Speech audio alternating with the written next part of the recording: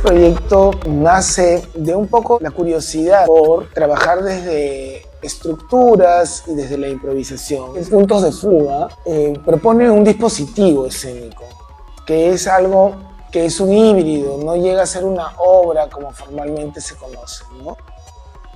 Cómo en corto tiempo la improvisación, ¿no? El improvisar y el entrenar la improvisación nos conduce a posibles sentidos, dramaturgias, que es justamente un tercero, que bueno, un tercero como poner esta cosa como una masa, un público, pero que en realidad son muchas personas y como tantas personas, tantos puntos de vista, interpretan. Entonces también por ahí nuestra intención era, ¿no?, cómo construir confianza en un público naciente, de que lo que ven y lo que perciben es. Igual no creo que necesariamente sea importante que el público conozca, sino que simplemente esté abierto a experimentar algo nuevo, ¿no?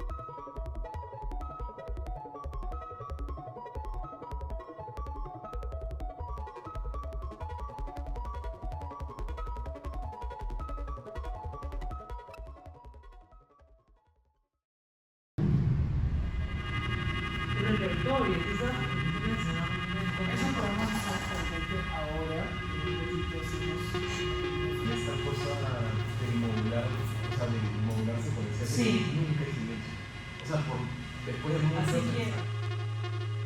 Creo que la presencia de Mauricio realmente ha sido muy interesante y nutritiva. Poder trabajar todo el tiempo con un músico es algo que es poco común y que el proyecto como que en su propio planteamiento buscó que se diera de esa manera. Bueno, lo más interesante igual de todo el proyecto es que no está hecho para descubrir la pólvora, ¿no? Sino justamente para ahondar en ciertas curiosidades y en ese ejercicio, sí, ir descubriendo cosas nuevas, ¿no? Que de repente estaban ahí mismo, estaban a la mano y no nos dábamos cuenta. Y creo que en este cruce entre el movimiento y lo sonoro hay una relación intrínseca. O sea, somos movimiento y somos sonido a la vez.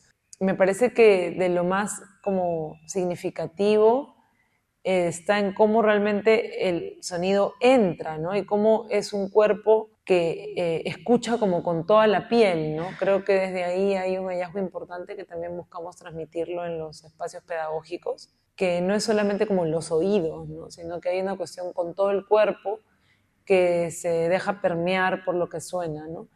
O sea, no hay algo rígido detrás de lo que yo hago, sino más bien yo, o sea, solo los veo a ustedes, ¿no? Y cierta interacción o no interacción genera cosas. Que ustedes se pongan en tal lugar del tablero y que yo haga particularmente una cosa, creo que no va por ahí. Aunque al principio sí era un poco más rígido. O sea, como que sí trataba de hacer cosas específicas en situaciones específicas, pero ya cuando se puso un poco más, o sea, un poco menos rígido, que era ya improvisar realmente, creo que simplemente era intuición.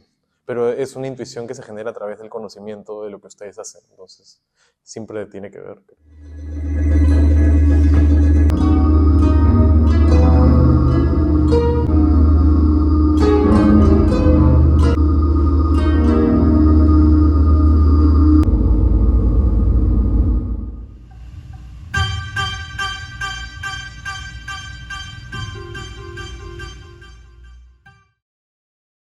Los comandos de acción es una idea que me parece que ya venía del trabajo de Lisa Nelson, que es una mujer que también investigó la improvisación a través de los audiovisuales, porque ella también trabajaba con audiovisual y danza.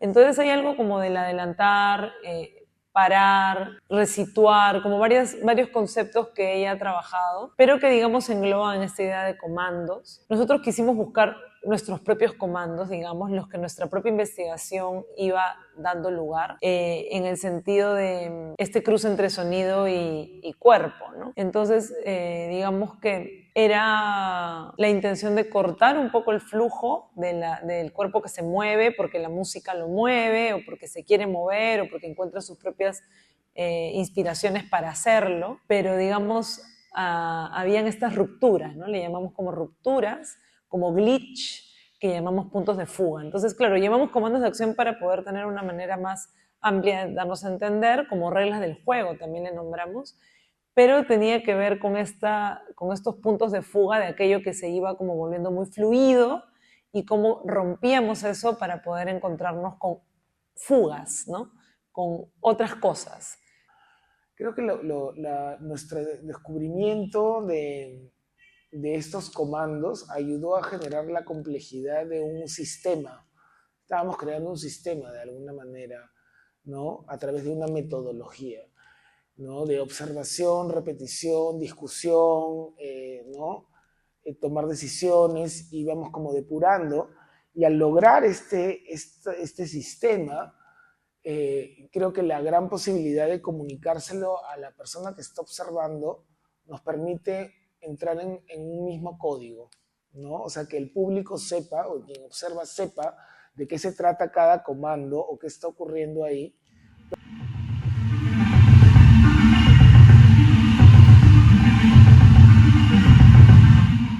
De los primeros hallazgos ha sido como los comandos, o sea, poder empezar a nombrar y a organizar esta idea de flujo, como hay un flujo de sonido, un flujo de la danza y cómo del movimiento que suena, el movimiento cinético del cuerpo, y cómo rompíamos un poco eso, eran los puntos de fuga o los comandos, ¿no? Que fueron apareciendo, que fuimos probando, y que fuimos también marcando y dándoles un lugar en el espacio, ¿no? Entonces, algo que no estaba tan explícito en un primer momento, que era el tema del espacio, empezó a emerger con esta idea de los comandos.